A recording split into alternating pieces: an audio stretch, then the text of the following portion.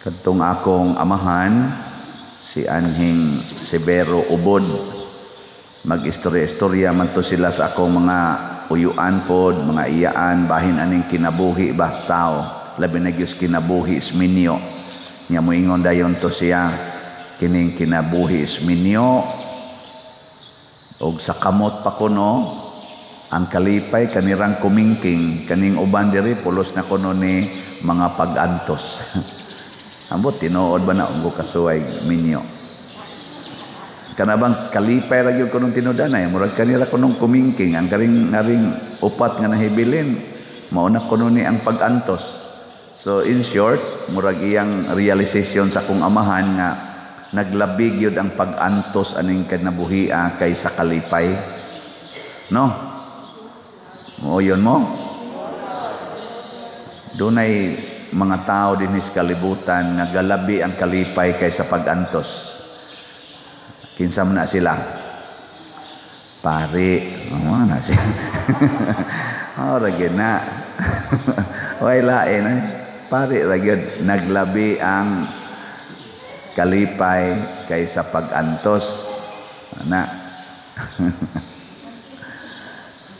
Tuo mo dili. Inyo sentang husgahan. Pero na may mga pari nga nagdepresyon. Naam sa mga pari karon nga na naglagot, nga kusmod kay mga naong, way kalipay. Di ba? Naam sa mga pari karon nga mamusil magani, di ang gito nakapusil og bata, patay ang bata tinga o na ospital ba to? Ay naglagot ba? So naamgay pari ng hagit og sukmagay panahon nagkasal. Kinsa katong paria? Nang hagit og sukmagay, nakasimba sa kong kausa nga ang pari sad nang hagad sa sukmagay kay ang iyang kontra ni simba man. Diha gawali siya. Isa naam jud ka diri. Saan? Sakto man kanang imo, labaw pa mga kaspari. Sukmagay lang ta. Lingi sa kukisa kayang gipasabutan ni basig ako. So ang tinuod nga tao nga naglabig yun ang kalipay kaysa kasakit aning kinabuhia mao gyud tong suod ni Kristo. Matod pa ni Kristo diri sa atong ebanghelyo, naghuna-huna ba di ay kamo nga magsubo ang dinapit sa kumbira sa kasal samtang ang pamanhunon uban kanila? Kung kuyog nimo si Kristo, murag pulos-pulos gyud aning kinabuhia ba? Pulos-pulos yun kalipay ang atong matagamtam or imong matagamtam kaysa kasakit. Ningon din siya diri, apan mo abot ang panahon nga kuhaon ang pamanhonon gikan kanila, magpuasa na sila, magsubo na sila. Nya kanus aman si Kristo makuha gikan nato. Nya magsubo dayon ta. Kay bao mo? Kung di na tamutuman siyang sugo, mawa na siya. Kay kada nato supak sa sugo sa Ginoo, maputol ang atong relasyon. Ay matod pa sa niya, diha sa laing bahin sa Ebanghelyo, murag John chapter 15 man siguro na, niingon siya, ako ang punuan sa paras, kamo ang akong mga sanga. Kung ang sanga magpabilin sa punuan, dili gid ni mahutdan sa bunga ug dahon, pero kung ang sanga mahimuwag gani sa punuan, ang sabi nitabo, malaya og pamuniton og isugnod sa kalayo. Apot tinagin nimong subua. Muna naaroy mga tao nga nahimuwag ni Kristo, ang mga naong laya, uga ba? Uga. Nitanawan ng imong tupad. Ika na tanawang naong laya o lunhaw. Sige, iniguli ninyo sa inyo, tanawa to mga tao dito dapit sa inyo, o kaninyo mga silingan, ilhan na nimo, tanaw nimo ang naong laya kayo, kanang uga kayo, gakusmod lang, kanina, himuwagin ng Kristo. O na. O na. Nya ang pare, inigso dire, inigingon, ang Ginoo mo na kaninyo, nya, uga kig naong, kani, himuwag ng Kristo. Nya inigualis pare, smiling di kayo, ina din kani ubay-ubay nighalin sa salat.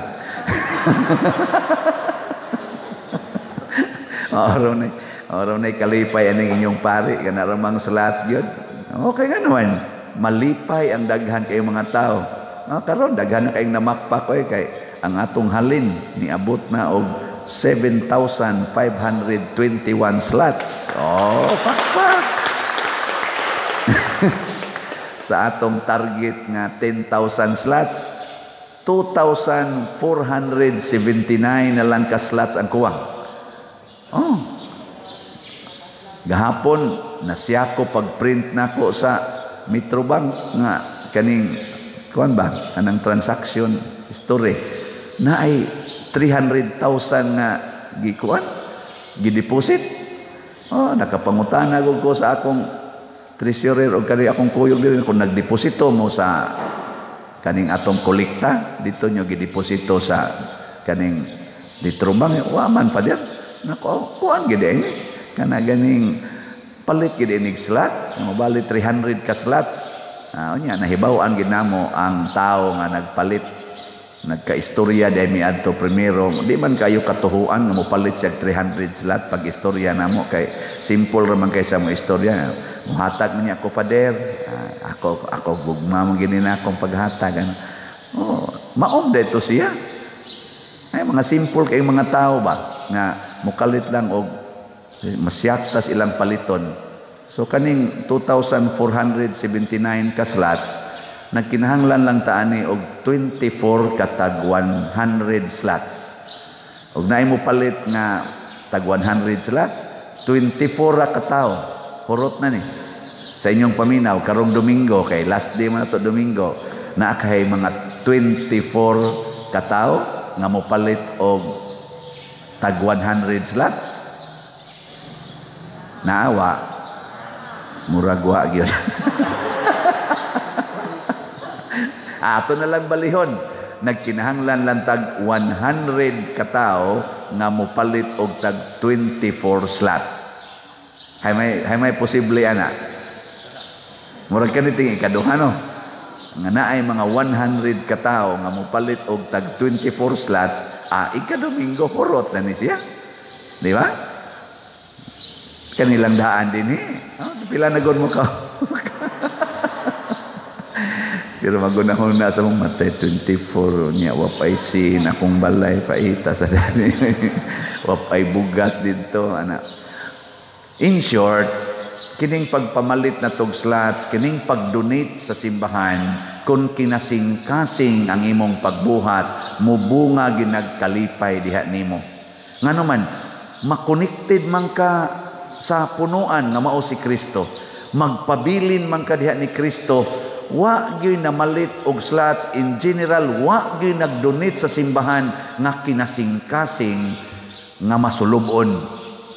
Bisan pagdakdakan sa tanang mga problema o pagsulay, naagi na nila ang kalinaw, kalipay o katagbawan sa kinabuhi. Maunay nakalahi sa mga tao nga tigpakaaron ingnon o sa mga taong matinud-anon. Ilan man animo, bisang nanagan karon sa politika, dinis ato, mga ratol man ang uban. Mga ratol ba? Hashtag simbahan, gamito nagkumpanya. Ratol na kayo. Social media, ratol naman. Ayaw lang ka ratol. Relax lang. Hain tong lugar na pwede ka mangumpanya, pangumpanya dito. Ayaw lang sa gi-appeal ako sad maratol sa ko, kaya naam sa ko gipili nga, kana ganing akong pilion nga kandidato. Ako gideng isulti ninyo. Di na lang ko relax lang ko. Tagaan ta mo higayon na mupili sa mog inyo. Di ba? Ako di na maihapoy pila ka buok dangutanan nako pader kami salig manggid minimo pader kinsa manggi imong pilion isulti lang guna pader kay kibaw manggiming tinarong nang imo nako di ko sulti ko aron di na mo mupili unya og magkinaon sa ako inyong pasanginlan ang unsa mo di oy pangutana mo sa Ginoo kinsay pilion kay ako gasigi sa kong pangutana sa Ginoo kinsay akong pilion kay kun ako lang mo ipapilion dali kay kong mailad. Damo, dali sa kay mong mailad. Kung di ta magpabilin diha ni Hesus, dili ta magiyahan unsay saktong pilion. Kay si Kristo ra may nasayod sa ugma. Kining ato mga bana-bana karon pirmi man ni kada eleksyon. Kanang ato mga pasalig nga madungog nga porting nindota nga murag itagtagaan sa langit. Oy, istoryahe. Aw kamo gud. Mga tiwasono na mamog mga naong. Pila naman kabuok. Pila naman kabuok nagpasalig nato. Sukad pas una, natuman bagod. Wow, oy. Usa ra gyud katawo ang makatuman sa iyang saad. Si Kristo ra gyud. Siya ra gyud ang matuod nga tawo nga nakatuman sa iyang saad. Wa gyoy nasipyat. Iyatang giluwas. Niingon siya, ako mong pakamatyan. Nagpakamatay siya. Ana. Nya kinsa sa tong musunod niya og sa iyang mga saad og sa iyang dalan, siguro gyud nga makahatag og tinuod nga kalipay. Muna sa unang pagbasa, niingon ang mga Hudiyo, unsa pa may kapuslanan ani magsigi mig ampo, magsigi mig puasa, nga wa naman ka maminaw namo Ginoo, wa naman kunimo wan aman minimo tubaga. Di na lami magampo, di na lami magpuasa. Nitubag sa dang Ginoo nga, lagi, magpuasa mo. Pero sige po mong pangulata ng mga tao nga ubos sa inyong pag-amping. Sige po mong pangusi ang mga bata. Sige po mong panglatos ang mga bata. Panghapak ang mga bata. Yaw-yaw ang mga bata. Balikas ang mga bata. Nya siging ampo diri, siging ingon matuman ang imong pagbuot dinhi sa yuta, maingon sa langit, iguli nga to kamong mga animala mo, kamong mga pistiha mo. Ingon ang Ginoo nga, mao dinay inyong ampo, mao dinay puasa. Sige gyud po mo paningil ang mga utang, nya og dili gani mo bayad, inyo dayong yaw-yawan ikiha pa ninyo. Igihan gyapon kay mo nang inyong mga yuta, kanang inyong mga tanom, kanang inyong mga kwarta. Igihan kay mo, inyo yung hapit patyon ang tao nga mukuha ni ana nga ako man tay naghatag ninyo. Nya mao nay puasa, mao nay ampo, di ta mo paminawon ana oy. Nya ningon ning Ginoo, sige suway ninyo, ipanghatag ang inyong kwarta ngadto sa mga kabos. Atimanan ninyo ang mga byuda o mga ilo. Tagain ninyo sa hustong suhol ang mga nag-alagad ninyo. Di ba bisag unsay inyong paminawon, inyong pangayoon, ihatag nako ninyo. Sa inyong atubangan na ako, sa inyong luyo, nag-atiman ko ninyo. Ninduta ng saara, no? Pero ang kondisyon, sunda ang akong kinaiya nga magsigig tabang. Nga hapon bita, kato among meeting, atong gahapon, diha sa atong mga kwan, baka na sila si mga sa inyong amahan, si kisa ning atong street din, nalimot man ko, Maria man sumpay ato sa to. Ha? Orinyo. Sa to ba? Horino. O day. Horino. Karon pa ko nakahibaw, among isubay-subay dito ba? Naam lagi ni Marka, dayong danin. Ingon sila day Binsya, sila day Ima. Kuan mo na pa din. Mao man ni ang nanon ko dinhi ko Horino Maria Street ako mao day ni. Mao na nga kami gasabot mi nga ato kaning panindoton dinhing atong entrada. Mao na karon nagkahiusa gid mi nga ato na dihang panindoton hasta tong nanindad to sa eskina. Nga kami diri pa dir nako ako sa mong panindoton hingin lang tamong tanan dinhi. Nako dinhi ba aning badlisa ba hinginlan mo nya irog mo didto nya himuan mo nindot nga inyo yung tindahan na na akong ingon nila mo lang gamiting man to gabi dito ako naagian perti man to nilang seryosohang mga nawo baka to yung patio tanalan ng paria kay sa ning imlan ta diri nako ato ning nindoton ang entrada sa atong simbahan aron ang mga tao inigsak aksyon palagliko wa na maka-feel na sila padong na ta simbahan kaysa kanang igliko din siya padong matas carbon inigliko sa kani padong baka di gadtos kalasangan mura man igway karsada pati man ning daghanang dining huot kining kahoy karon nagkasabot nami nya nganong niabot man aning maong panagsabot-sabot Tungod kay gigiyahan sa Ginoo. Gigiyahan, di kita ibilin sa Ginoo nga magpabilin lagi ta ng batik nga sitwasyon. At tanawa lang ning atong simbahan dinhi. Ang mga wa kaanhi dinhi mga 3 na katuig or 5 katuig nga wa na kaanhi dinhi. Amasyak man jud kay gabot nimo, ha? Mao ni, wa na man ka. Pero para nako puol na kay ba? Di ta joke, wa jud ko pull excited kita dinhi kanunay hantod ta mga matay. Og mao nay giingon ni Kristo, kanus-a man magsubo basta magpabilin mo nako. Og aron kita makapabilin Dios Ginoo, sundo nato og atong ibutang gyud sa atong hunahuna kinsa man ang pinangga sa Ginoo. Matud pa sa atong tubag sa Salmo. Unsa tay tubag nato Salmo?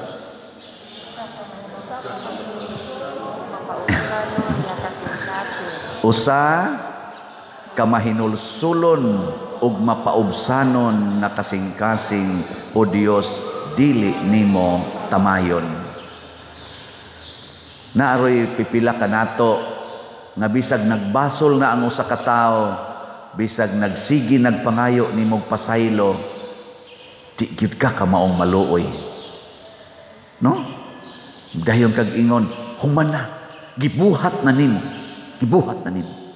Ay nalang pagbalik nako. O gipasaylo na tika, ay nalagbalik. Mga buangon kaita. Ang tinuod yun nga mahinulsolon o mapaubsanon na kasing-kasing, makig-uli gid ay ta. Dili na nato tamayon ang tao nga nakahatag og kasakit nato. Mao na ang Ginoo. Nakahatag tag kasakit niya kada nato supak siyang pulong, labi na gyud muabi na gitasyawa, bakako na kaitas tanan, kwarta na atong gihigugma, madinumtano na kaitas tanan, patuyang taning kalami o kaulag sa kinabuhi aning kalibutana, nakapasakit kitag maayos Ginoo ana. Nagpalaygit na ka, nag-abortion pa, siging inom anang pills, ambot apil baka ng pakulor anang buhok, kiss-kiss anang kilay, kay mga binuhat manas Ginoo, mga illegal logging, illegal fishing, graft and corruption, suyop anang drugas, palaygit, basiktomi. Ang Ginoo nasakitan kayo ani, pero kung maghinulsol ta, kung magbasol ta, din agid ta niya tamayon. Iyarod gitong kalimtan, pinangga ragyapon ta niya, no? Sige, lingi ay mong tupad. Na andam kang mo pasaylo sa imong kaaway. Andam kang mo pasaylo sa imong kaaway. Nawa, di ba moingon na siya? Ay say, di pa ko ready. Ayaw na. Inulsol na tadaan, di ba? Og inigbasol nato sa atong pagsigig dumot, ang Ginoo di na mo tamay nato. Inig kinasing-kasing natong pagbasol aning sige natong daog-daog sa atong isig katawo, labi na gyud mga bata nga gagmay. Himuon dayon tas Ginoong iyang mga pinangga. Din ata niya tamayon. No, ano? Sige, nindog na ta.